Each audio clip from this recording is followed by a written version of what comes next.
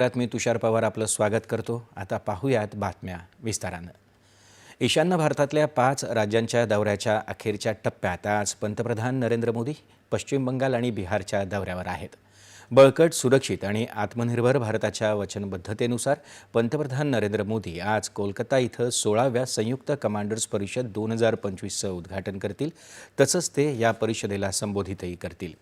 हा सशस्त्र दलांचा सर्वोच्च स्तरीय विचारमंथन मंच आहे, जो देशाच्या सर्वोच्च नागरी आणि लष्करी नेतृत्वाला विचारविनिमय करण्यासाठी आणि भारताच्या लष्करी सज्जतेच्या भविष्यातील विकासासाठी पाया रचण्यासाठी तयार करण्यात आला आहे।